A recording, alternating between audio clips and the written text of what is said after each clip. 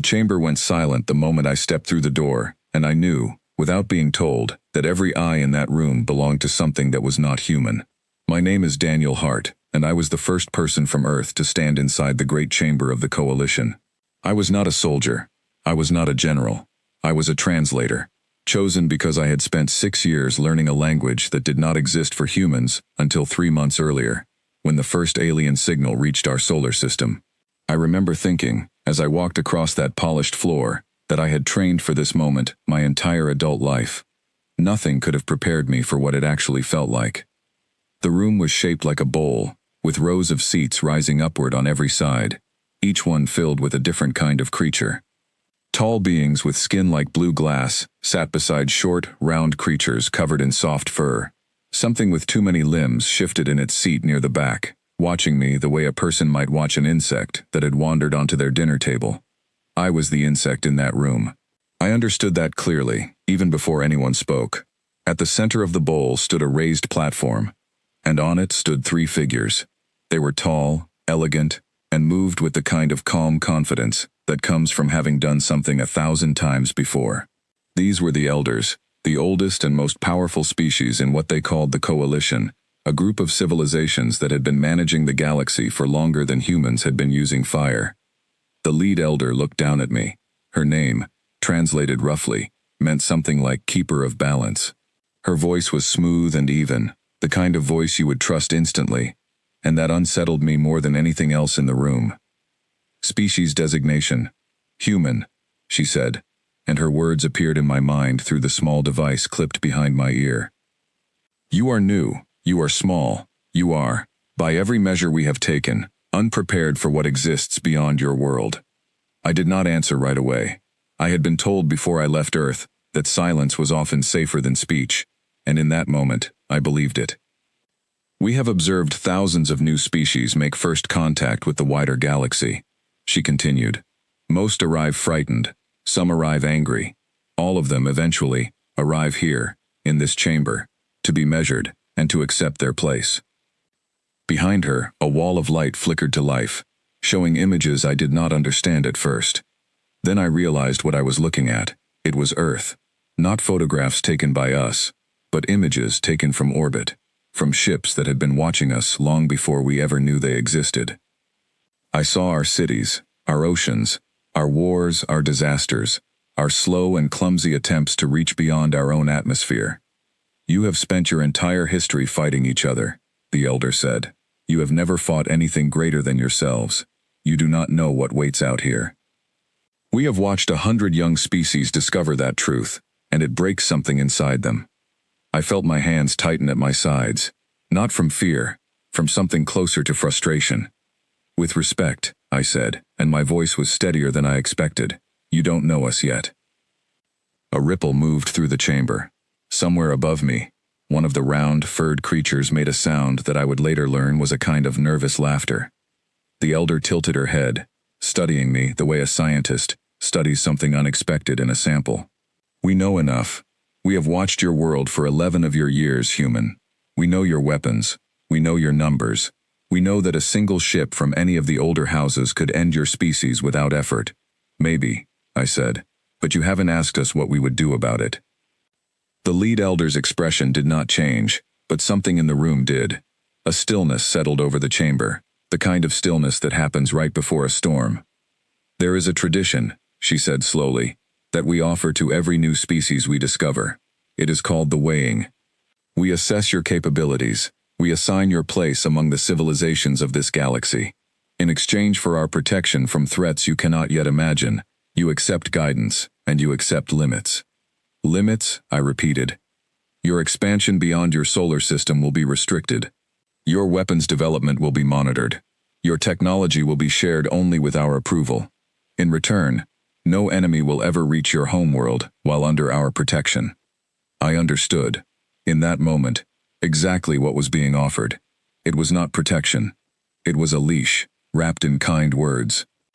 I thought about my grandmother, who used to tell me stories about people who had once been told they were too small, too weak, too different to matter, and who had refused to believe it.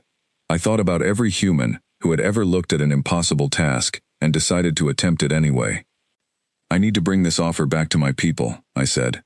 But I want to be honest with you now, so there are no misunderstandings later. Humanity does not have a strong history of accepting limits placed on us by others. The lead elder studied me for a long moment.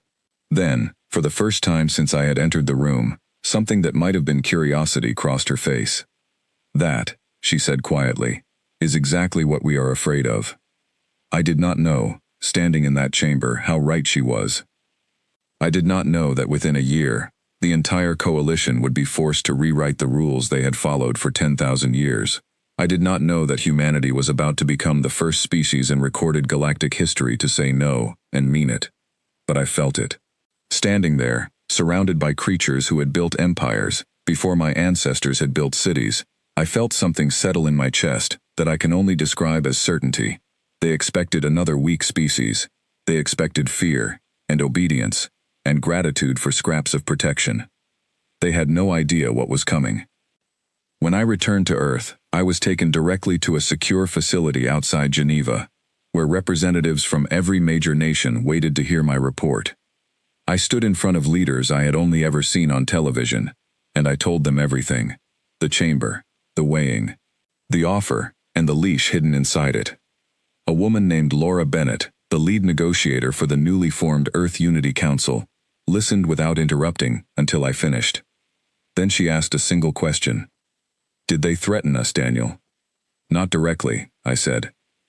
But they made it very clear what would happen if we refused their protection and something dangerous found us instead. Laura nodded slowly. She was younger than I expected for someone in her position, with sharp eyes that missed nothing. And if we accept their terms? We stay small, I said. Forever, we stay exactly where they want us. The room went quiet. I watched the faces around that table, men and women from 100 different countries, people who had spent their careers fighting over borders and resources and old grudges, and I saw something rare happen. I saw them agree, without a single word spoken, on what came next. Laura stood up. Then we don't accept. It should have felt like the beginning of something terrifying. In some ways it was, but mostly, it felt like the moment humanity stopped waiting to be told what it was allowed to become. None of us understood yet just how much that single decision was about to change everything, not just for Earth, but for every species watching from the shadows of the galaxy, waiting to see what the strange new arrivals would do next. The first sign that something was wrong, at least from the Coalition's point of view, came 6 weeks after Laura Bennett delivered our answer. I was there for it, seated in a small observation room, aboard a Coalition vessel that had been sent to collect our formal response. The ship was called the Ashendel, and it hovered just beyond the orbit of Mars, close enough for our telescopes to see it, far enough to remind us of the distance still between our people and theirs. I sat across from a Coalition liaison named Vakar, one of the tall, glass-skinned beings who had been assigned to manage what they called our transition period. Vakar had a habit of tilting his head when he was confused, and by the end of that first meeting, his head had tilted so many times I thought it might simply stay that way. Your council has declined our protection, he said, reading from a translated document that clearly did not match his expectations. You have declined our technology restrictions. You have declined our territorial boundaries, and yet you have requested a formal trade agreement and an exchange of cultural representatives. That's right, I said. You understand that without our protection, you have no defense against the threats beyond your system. We understand that you've told us that, I said carefully. We haven't seen proof of it yet. Vecker's head tilted again. Proof is not something typically requested at this stage. It is for us. He stared at me for a long moment, and I could see him trying to fit my answer into whatever pattern he expected new species to follow. It didn't fit. I watched him struggle with that, the same way you might watch someone try to force a puzzle piece into the wrong spot, certain that with enough pressure, it would eventually click into place. It never did. Over the following months, humanity did something the Coalition had never seen before. We did not retreat into isolation, frightened of what lay beyond our solar system. We did not rush blindly outward, eager to prove ourselves through conflict. Instead, we did something far stranger, at least to them. We started talking to everyone. Laura Bennett led delegations not just to the elder species, who held the most power in the Coalition, but to the smaller civilizations too, the ones who had spent centuries sitting quietly in the back rows of chambers, like the one I had first entered, never given a voice in decisions that shaped their own worlds.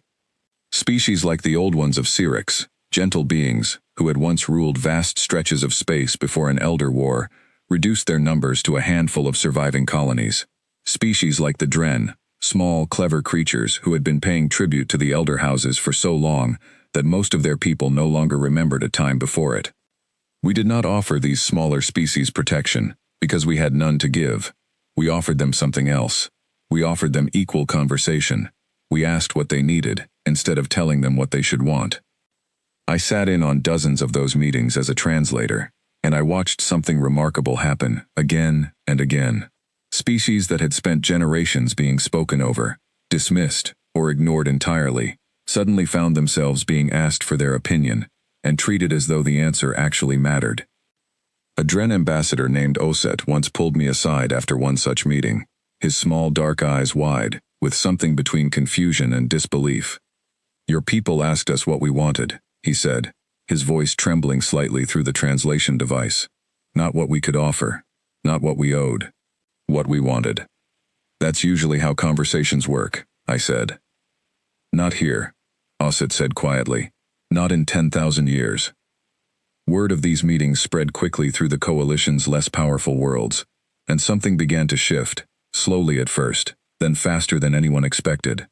Small alliances began to form, quiet agreements between minor species and the strange new arrivals from a planet called Earth, who did not seem to care about the old hierarchy at all. The elder houses noticed. Of course they noticed. I was present for the second formal gathering in the Great Chamber, 4 months after my first visit. This time, the room felt different. The confidence that had filled the air during my first appearance had thinned, replaced by something sharper, more watchful. The lead elder, the one called Keeper of Balance, addressed me directly, though her words were clearly meant for the entire room, and for every listening device carrying her voice back to a dozen worlds. "You have been busy, human," she said. "Meetings with the Dren, trade discussions with the Syrinx colonies, cultural exchanges with 3 separate minor houses who have historically remained under our guidance." "We've been introducing ourselves," I said. "That's all."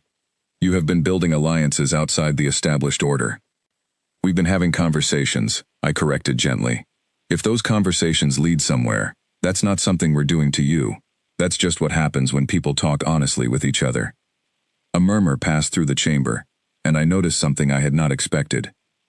Several of the smaller delegations, seated in the higher rows, were watching this exchange with open interest, some of them leaning forward slightly, as though eager to see how it would end. The elder's composure remained steady, but her eyes had sharpened. "You are disrupting a balance that has kept this galaxy stable for 10,000 years. With respect," I said, echoing the same words I had used months earlier. "Stability isn't the same as fairness, and I think some of the people in this room know that better than you do." I should not have said it. I knew that even as the words left my mouth, but I had spent the last 4 months watching the Dren ambassador light up with something like hope every time a human delegate simply asked him a question and waited patiently for his answer. I had watched the Syrinx elders, who had lost entire colonies in wars they never wanted, speak more openly with our negotiators, in a single afternoon, than they apparently had with the elder houses in decades. I was not going to pretend I hadn't seen it. The chamber fell into a heavy silence.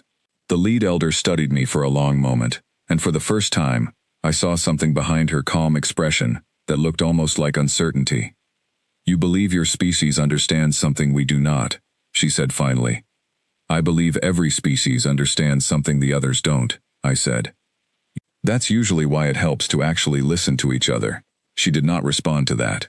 Instead, she turned to the wider chamber and addressed the gathered representatives in a tone that had shifted, just slightly, from confident authority to something more careful.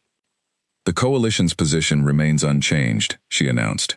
"Humanity's actions will be monitored. Any disruption to established order will be addressed, according to Coalition law." It sounded like a threat, dressed carefully in formal language. I understood it exactly that way. But as I left the chamber that day, I noticed something that told me more than any speech could have. Oset, the Dren ambassador, found me in the long hallway outside, and without a word, he pressed something small and metallic into my hand. It was a token of his people, a gift traditionally given only between the closest of allies.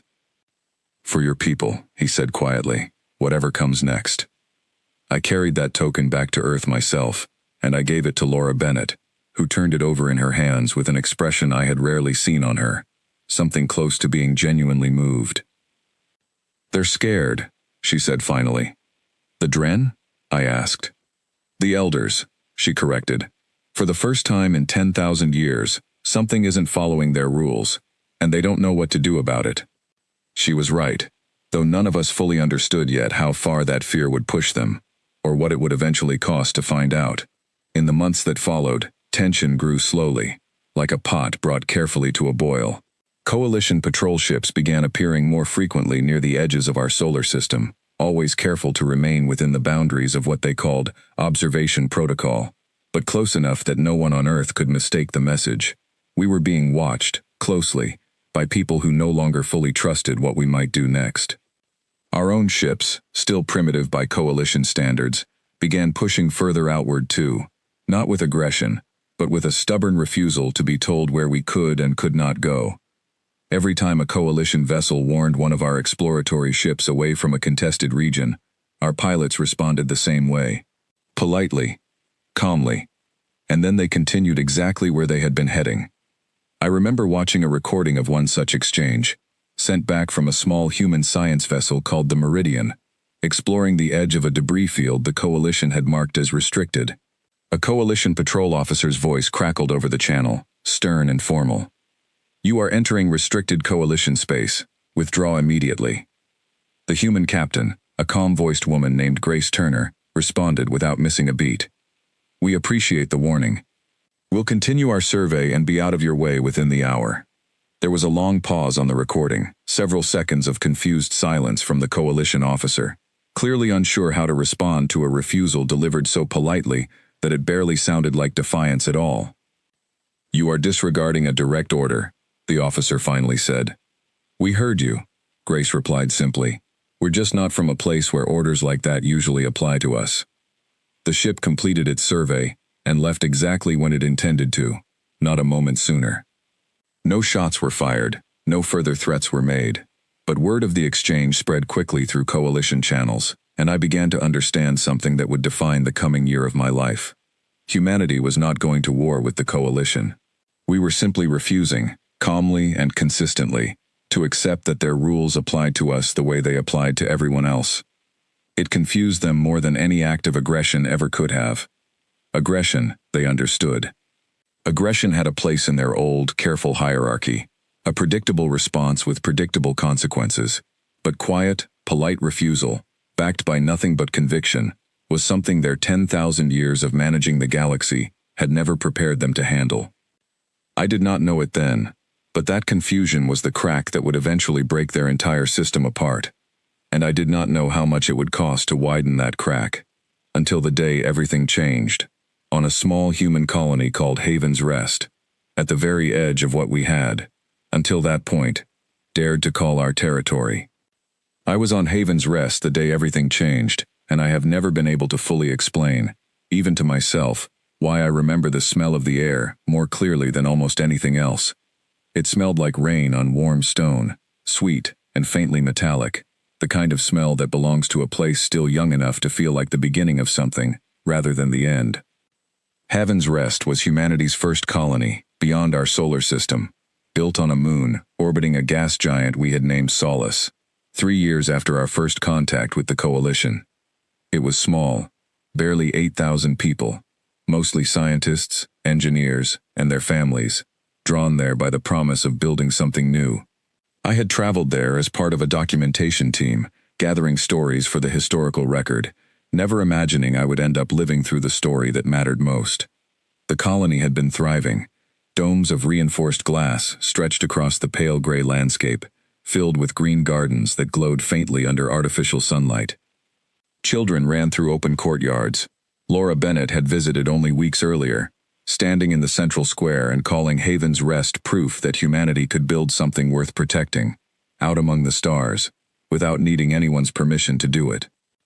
I was in the Eastern Research Dome, reviewing recordings with a young engineer named Ethan Cole, when the alarms began. At first, we thought it was a drill. Haven's Rest ran regular safety exercises, preparing for meteor strikes, equipment failures, the ordinary dangers of frontier life. Ethan barely looked up from his console. "Probably another drill," he said. "They've been running them every week since the last inspection."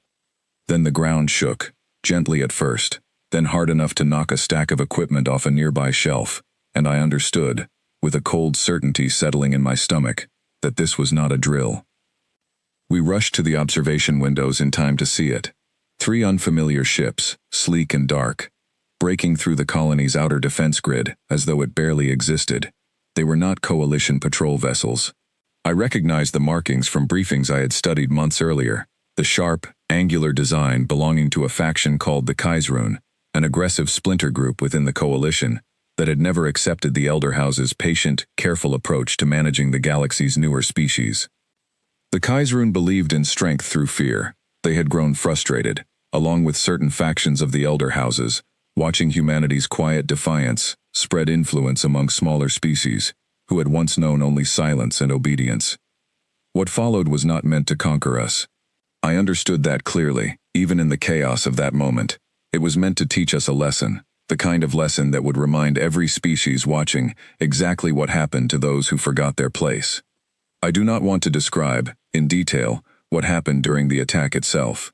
I have thought carefully about how to tell this part of the story, because I do not wish to dwell on suffering for its own sake. What matters most is what humanity's people did in the hours that followed, and what it revealed about who we truly were. The colony's defense systems, modest compared to Coalition technology, still managed to force 2 of the 3 attacking ships to withdraw before critical damage was done. Ethan Cole, barely 24 years old, spent that entire night helping coordinate emergency shelter efforts, guiding families through evacuation tunnels with a steadiness that made him seem far older than his years. A doctor named Sophie Lang worked without rest for nearly 18 hours straight, refusing every offer to step away, insisting that someone else could sleep once everyone who needed help had received it. By the time Coalition observers arrived to formally assess the damage, painting the attack as an unfortunate and unauthorized action by a rogue faction they claimed no responsibility for, Haven's Rest had already begun to rebuild. Not with anger. Not yet. With the quiet, determined resilience that I would later come to understand was simply how humanity responded when tested. The anger came later, and it came from an unexpected place.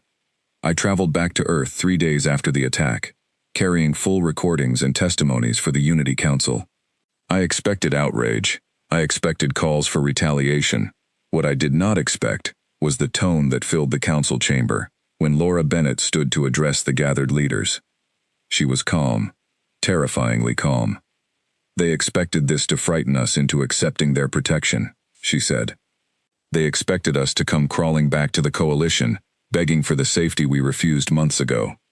She let the silence stretch, long enough that I could feel the weight of it pressing against every person in that room. "We are not going to do that," she continued. "But we are also not going to pretend this did not happen, or wait patiently for an apology that will never come with any real meaning behind it." A representative from the Pacific Alliance, a sharp-eyed man named Nathan Pierce, leaned forward. "What exactly are you proposing?" Laura's answer was simple, and it changed the course of everything that followed. "We respond immediately. We respond precisely. And then we stop. No prolonged conflict. No endless cycle of retaliation. We show them exactly what happens when someone threatens what we've built, and then we make it clear that we have no interest in repeating it." It took 3 weeks to prepare. I was not part of the planning itself, but I was present for enough briefings to understand the shape of what humanity intended to do. Our combined militaries, still young by galactic standards but sharpened by centuries of hard-earned experience managing conflict on our own world, identified the Kaisrun staging point responsible for the attack, a heavily fortified outpost located in a region of space the Coalition considered neutral territory. What made humanity's response remarkable was not its scale.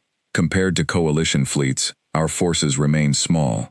What made it remarkable was its speed and its precision. Within 72 hours of launching, a coordinated human strike force, supported quietly by several of the smaller species who had grown close to us over the preceding months, disabled the Kaisrun outpost's defense capabilities entirely, without loss of civilian life on either side, and without a single act of destruction beyond what was strictly necessary to prevent any future threat from that location. Then, exactly as Laura Bennett had promised, we stopped. No further advance, no occupation, no demand for surrender or tribute. Human forces withdrew within days, leaving behind only a formal statement, broadcast across every coalition channel we could access, delivered by Laura Bennett herself. "Humanity does not seek conflict," she said. "We did not ask for the confrontation that was forced upon us, but let this be understood clearly, by every species listening. We will defend what we have built, decisively and without hesitation, and then we will return, just as decisively, to the work of building something better." I watched that broadcast from a small observation room aboard a coalition transport, escorted by Vakar, who had remained our primary liaison throughout the entire crisis. He watched the recording twice, his expression unreadable in the way that had become familiar to me over the preceding months. "You could have taken the outpost," he said finally. "You could have expanded your influence into that entire region. Every faction we have encountered, throughout our history, would have done exactly that." "We didn't want the outpost," I said. "We wanted the attacks to stop. Taking more than that would have just started a different kind of war." Vakar was quiet for a long moment. "The Kaisrun will not forgive this humiliation easily." "They started it," I said simply. "We finished it. There's a difference between the two, even if the ending looks similar from a distance. Something changed within the wider coalition after Haven's Rest, and I do not think anyone, human or otherwise, fully understood the scale of that change until much later. The attack had been intended as a lesson, a demonstration meant to remind humanity, and every species watching, exactly where power in the galaxy truly rested. Instead, it became the moment the entire galaxy learned something the Elder Houses had spent 10,000 years assuming did not need to be questioned. Strength was not only measured in size, or in the age of an empire, or in how many worlds a species controlled. It could also be measured in restraint, in the willingness to respond exactly as far as necessary, and not one step further. In the discipline to end a conflict quickly and completely, rather than allowing it to stretch endlessly across generations, the way so many coalition conflicts had. I traveled to a small gathering of minor species representatives 2 weeks after the broadcast, invited by Osset, the Dren ambassador who had given me that small metallic token so many months earlier. The gathering was informal, held in a quiet garden dome on one of the Dren's remaining colony worlds, far from the formal chambers where the Elder Houses still tried to maintain their authority. Osset greeted me warmly, his small dark eyes brighter than I had ever seen them. "Word has spread quickly," he said. "Every species who has ever lived under the shadow of the Kaisrun, or the Elder Houses, has heard what your people did at Haven's Rest, and more importantly, what you chose not to do afterward." "We didn't do it to send a message," I said honestly. "We did it because we had to protect our people." "Perhaps," Osset said, smiling in the strange, gentle way his species smiled. "But sometimes the truest messages are the ones sent without intending to send them at all." I thought about that conversation often in the months that followed, as more and more minor species began quietly reaching out to Earth, not out of fear, but out of something that felt remarkably close to hope. Humanity had not set out to challenge 10,000 years of galactic order. We had simply refused to accept a version of safety that required surrendering everything that made us who we were. But the challenge had happened regardless, and the coalition, shaken and uncertain for the first time in longer than any of its members could remember, was about to be forced into a reckoning it had spent 10 millennia avoiding. I did not know, sitting in that quiet garden dome with Osset, that within a year, I would be standing before the full coalition again, not as a translator pleading for understanding, but as a witness to something the galaxy had never seen before, a species that refused to be weighed by rules it never agreed to, forcing an entire civilization to finally ask itself what strength and fairness truly meant. I was summoned back to the Great Chamber almost exactly 1 year after my first visit, and this time, I did not walk in as a nervous translator hoping to survive an evaluation. I walked in as a representative of a species the entire coalition had spent 12 months trying, and failing, to understand. The chamber looked the same as I remembered. The same bowl-shaped rows of seats rising toward the ceiling. The same raised platform at the center, where the elder houses had once looked down at me, with quiet, practiced confidence.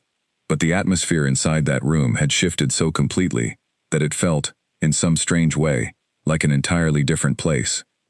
The seats were fuller than before, species that had rarely spoken during coalition gatherings, the Dren, the Sayrix, a dozen smaller houses I had come to know personally over the preceding year, now sat with a visible sense of purpose, rather than the careful, practiced silence I remembered from my first visit.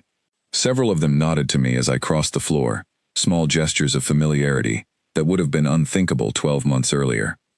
At the center of the platform stood the lead elder, keeper of balance, though something about the way she carried herself had changed as well. The absolute confidence I remembered from our first meeting had given way to something more careful, more measured, the posture of someone who had learned, painfully, that certainty could be mistaken. "Human representative," she said, and her voice carried across the chamber with less of the smooth authority I remembered. "You returned to us at a moment of significant reassessment. I understand the Coalition has called this gathering to review humanity's classification," I said. "Among other matters," she replied, "the events of the past year have raised questions that extend well beyond your species alone." I glanced around the chamber, taking in the shifting arrangement of representatives, the visible tension between the elder houses, and the growing number of smaller species, who no longer seemed content to sit quietly in agreement with whatever decisions were handed down from the platform. A representative I did not recognize, a tall, silver-skinned being from a house I had not yet encountered, rose from the upper seats to speak. "With respect to the elder houses," the representative began, in a tone that suggested the respect being offered was more formal than genuine. "The classification system this coalition has relied upon for 10,000 years assumes that strength, age, and territorial control determine a species' place within galactic order. The events of the past year suggest that assumption may no longer hold." Murmurs spread through the chamber, and I watched the elder houses exchange glances I could not quite interpret. The lead elder raised a hand, and the murmurs quieted, though not as instantly as they once might have. "The coalition's structure has maintained stability across this galaxy for longer than any species present can fully comprehend," she said. "It was not built carelessly." "No one suggests it was built carelessly," the silver-skinned representative replied, "but it was built to manage species who accepted the terms of the hierarchy in exchange for protection and order." "The humans have demonstrated something the coalition's structure was never designed to accommodate. A species capable of defending itself decisively, without seeking to expand beyond what is necessary, and without requiring the coalition's protection to survive an attack from one of its own most aggressive factions." The chamber fell into a heavy silence, and I felt the weight of every eye in that room settle on me once again, though this time, the attention felt different, less like scrutiny, and more like genuine curiosity. Vekar, seated near the front of the gathered representatives, caught my eye briefly, and offered the smallest nod of encouragement. Over the past year, our relationship had shifted from formal liaison and confused observer into something closer to friendship, built slowly, through countless hours of conversation, as he tried to understand exactly what made humanity so difficult to categorize. The lead elder turned back to me. "What do you believe your species has demonstrated, human?" "In your own words." I thought carefully before answering, aware that whatever I said in that moment would likely shape how the entire coalition understood us for generations to come. "I think we've demonstrated that strength isn't just about how much power a species holds," I said. "It's about how carefully that power is used. We didn't seek this conflict. We didn't want to prove anything to anyone. We simply refused to accept limits that were handed to us without our agreement, and we defended what we built when it was threatened. That's not aggression. That's not ambition. It's just refusing to be smaller than we actually are." And if the coalition had chosen to respond with overwhelming force, rather than allowing this reassessment to occur peacefully, the lead elder asked, "Do you believe your species could have survived a true conflict against the full strength of the elder houses?" The question hung in the air, sharp and deliberate, and I understood exactly what she was asking. Not whether humanity could win such a conflict, but whether we understood the true scale of what we had been willing to risk. "I don't know," I admitted honestly. I don't think anyone in this chamber knows for certain, including you. But I know this. My people would have tried, and we would have made certain that whatever came afterward, no matter how it ended, cost far more than anyone anticipated. We've learned that lesson the hard way, many times over, throughout our own history. We don't back down from difficult fights just because the odds are uncertain. We just make sure the fight is worth what it costs. Silence stretched across the chamber, long enough that I began to wonder if I had said too much. Then, unexpectedly, it was Osset who broke the silence, rising from his seat among the Dren delegation with a confidence I had never seen in him during our earliest meetings, months ago. The Dren people have lived under coalition protection for over 3,000 years, he said, his small voice carrying further than I expected. In all that time, we were never once asked what protection meant to us, only told what it required of us in return. The humans asked, repeatedly, not because it benefited them to do so, but because it seemed to genuinely matter to them. Another representative rose, this one from the Syrinx delegation, an elder among her own people with pale, translucent skin, marked by faint scars from wars long past. My people remember what it means to lose everything to a conflict between more powerful houses, she said quietly. We have watched, this past year, as the humans achieved something we were never permitted to attempt. They defended themselves, without becoming what attacked them. That is not a small thing. That may be the rarest thing this coalition has witnessed in 10,000 years. I watched the lead elder's composure shift, subtly but unmistakably, as representative after representative rose to speak, each one adding their voice to a growing consensus that had clearly been building for months, long before this formal gathering had even been called. Finally, after nearly an hour of testimony from species I had once seen sit in complete silence during coalition proceedings, the lead elder raised her hand once more, and the chamber quieted. It is clear, she said, and I noticed, for the first time, something almost like exhaustion in her voice, that the classification system this coalition has relied upon requires reconsideration. Not only regarding the humans, but regarding the structure of this coalition itself. She turned to address the full chamber, her voice carrying the weight of a decision that had clearly not come easily. Effective immediately, humanity's status within the coalition will be reclassified as an independent, sovereign civilization, entitled to full representation and full voice within these proceedings, without restriction, and without the protection terms previously proposed. A ripple of sound moved through the chamber, something between surprise and quiet celebration, and I felt a weight lift from my chest that I had been carrying, unknowingly, for an entire year. Furthermore, the lead elder continued, and here her voice grew more careful, more deliberate. This coalition will begin a formal review of its historical relationship with all minor species, currently under its protection, with the intention of extending equal representation and voice to any house willing to participate honestly in these proceedings.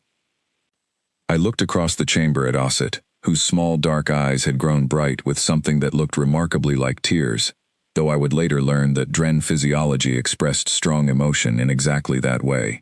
I looked at the Syrinx elder, standing with a quiet dignity that seemed to carry the weight of centuries finally beginning to ease. It was not a complete victory. I understood that even in that moment, 10,000 years of established hierarchy would not unravel in a single afternoon, no matter how significant that afternoon had been. The elder houses retained enormous influence, and old habits, old assumptions about power and order, would not disappear simply because one species had refused to accept them.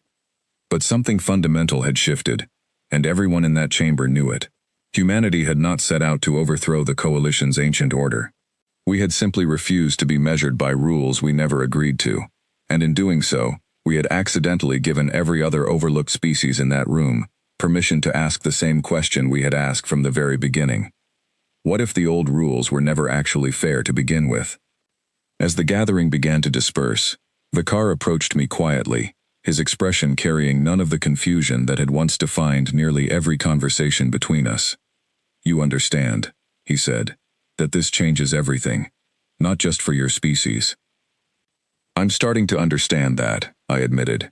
The Kaisrun will not accept this shift easily, he said, nor will every faction among the elder houses. What happened today creates as much danger as it does opportunity. Maybe, I said. But I'd rather face danger built on something honest than safety built on something false. Vecker studied me for a long moment, and then, for the first time since I had known him, he did something I had never seen a member of his species do before. He extended his hand toward me, mimicking a human gesture he had clearly studied carefully, and waited. I shook it. "For what it's worth," he said quietly, "I am glad your species chose to be difficult to categorize." I laughed, surprising myself with how genuine it felt after such a long, uncertain year. "So am I." Walking out of that chamber, past rows of representatives who had once looked at humanity as nothing more than another fragile, easily managed newcomer, I understood that we had not won some grand, decisive victory over the coalition. What we had done was smaller, and somehow far more significant. We had shown an entire galaxy, species by species, conversation by conversation, that strength and fairness were not opposites, and that the oldest rules were not always the wisest ones. I did not know, walking through those long corridors that day, just how far that lesson would eventually travel, or how permanently it would reshape the galaxy that had once been so certain it understood exactly what humanity was, and exactly where we belonged. 5 years have passed since that day in the Great Chamber, and I am writing this final part of my account from a place I never could have imagined standing, back when I was a nervous young translator crossing that polished floor for the very first time. I am standing on the observation deck of a station called Meridian Point, built jointly by humans, the Dren, the Searix, and 6 other species who once sat quietly in the upper rows of coalition gatherings, waiting to be told what their place in the galaxy would be. The station orbits a quiet star at the crossing point of 5 different territories, chosen specifically because it belongs to no single house, no single power, but to all of us together. Below me, through the wide observation window, I can see ships of a dozen different designs moving in careful coordination, delivery vessels, research craft, small transport shuttles carrying diplomats and traders between worlds that, only a few years ago, would never have considered speaking to one another as equals. It is not a perfect system. I want to be honest about that, because I think honesty is the thing humanity has always valued most, even when it would have been easier to accept a comfortable illusion instead. The old elder houses still exist, and they still hold considerable influence across large stretches of the galaxy. Some among them never fully accepted the changes that followed our reclassification, and quiet tension still lingers in certain corners of coalition space, old habits refusing to fade completely, even after everything that happened. The Kaisrun faction, humiliated by the outcome at Haven's Rest, splintered further in the years that followed, some factions retreating into isolated hostility, others, surprisingly, choosing to reach out cautiously toward the very alliance system they had once tried to destroy. But something essential did change, and it continues changing, slowly, the way the most important things usually do. Osset arrived on the station 2 days ago, older now, his fur beginning to gray in the way I've learned marks wisdom among the Dren rather than decline. He found me on the observation deck, just as he had found me so many times before, in gardens and hallways and quiet corners of chambers that once felt impossibly foreign to me. "You are thinking again," he said, settling beside me at the wide window. "You always look like this when you are thinking." I was remembering the first time I stood in front of the elder houses, I admitted. I was terrified. "You did not show it," Osset said. "I was terrified anyway." He made a soft sound, something between a laugh and a sigh, an expression I had come to recognize as deep affection over the years of our friendship. "That, I think, is what your people have taught this galaxy most clearly. Courage was never the absence of fear. It was simply the decision to act honestly despite it." I thought about that for a long moment, watching the ships move below us, each one carrying people, or beings, from worlds that had once existed in careful isolation from one another, kept apart by rules none of them had truly agreed to. Laura Bennett, now serving as Earth's senior representative to what has become known simply as the Alliance, arrived on the station later that same day, accompanied by a small delegation that included Ethan Cole, the young engineer from Haven's Rest, now leading humanity's growing efforts to help rebuild infrastructure for smaller species still recovering from centuries of neglect under the old coalition order. Sophie Lang had come as well, no longer working alone through sleepless nights, but training medical teams drawn from a dozen different species, sharing knowledge freely in every direction, rather than hoarding it as a source of power the way the elder houses once had. We gathered that evening in one of the station's shared common spaces. Humans and Dren and Sayrix and representatives from houses I had never even heard of during my first uncertain year among the stars, sharing food and stories in a room filled with more different kinds of laughter than I ever imagined existed. Laura found me near the edge of that gathering, watching the room with the same quiet wonder I imagined had never quite left me since that very first day in the Great Chamber. "You did good work, Daniel," she said. "More than good. None of this happens without you standing in that first room, refusing to give them the answer they expected." "I just told the truth," I said. "That's all any of us really did, from the very beginning." "Sometimes that's the hardest thing in the galaxy to offer," Laura said. "Especially to people who have spent 10,000 years assuming honesty was a weakness rather than a strength."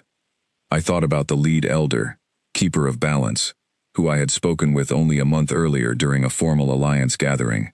Age had softened something in her that I never expected to see during our first meeting, replaced by a wary, careful respect that had grown slowly over the years, built through countless small moments of honest disagreement rather than easy flattery.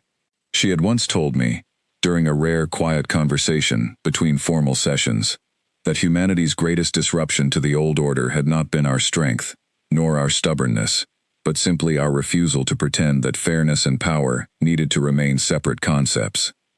I did not fully understand what she meant, not until I stood on that observation deck 5 years later, watching a station built by former strangers who had somehow become allies, sharing knowledge and resources and simple, ordinary friendship across differences that once seemed impossible to bridge. The coalition, as it once existed, no longer holds the shape it held during my first nervous walk across that polished chamber floor. It has become something looser, something more honest, still imperfect, still occasionally divided by old grudges and lingering fears, but fundamentally different from the rigid hierarchy that once measured every new species by how easily they could be controlled. Humanity did not set out to change the galaxy. I want to be clear about that, even now, looking back with the clarity that only years of distance can provide. We were never trying to prove ourselves superior, or to claim some grand destiny among the stars. We simply refused to accept a version of safety that required abandoning who we already were. It turned out that refusal was enough, not because we were the strongest species the galaxy had ever encountered, and certainly not because we were the wisest. We were simply, stubbornly, consistently honest about what we needed, what we valued, and what we were willing to defend, even when every ancient rule insisted we should have known our place instead. As the evening gathering on Meridian Point began to wind down, I stepped back out onto the observation deck alone, watching the quiet movement of ships below, representing a dozen different worlds working together in a way that would have seemed impossible only a handful of years earlier. I thought about that first day, standing terrified before beings who had built empires long before humanity ever learned to read or write, being told, with absolute confidence, exactly what we were and exactly where we belonged. They expected another weak species, easily measured, easily controlled, easily folded into a hierarchy that had remained unquestioned for 10,000 years. Instead, they found a species that refused to be defined by anyone's expectations but our own. And in doing so, we changed not only how the galaxy saw us, but how an ancient order finally began to see itself. The rules had never truly been fair. It simply took someone willing to say so honestly, and to keep saying it, even when every voice around them insisted otherwise. That, I have come to believe, is the truest measure of strength. Not power alone, and not defiance for its own sake, but the quiet, stubborn courage to remain exactly who you are, even when the entire galaxy expects you to become something smaller. We did not just survive our first contact with the wider universe. We changed the rules that governed it, not through conquest, but through the simple, unshakable refusal to be anything less than honestly, completely ourselves. And somewhere out among those quiet, drifting stars, I believe that refusal is still spreading, one honest conversation at a time.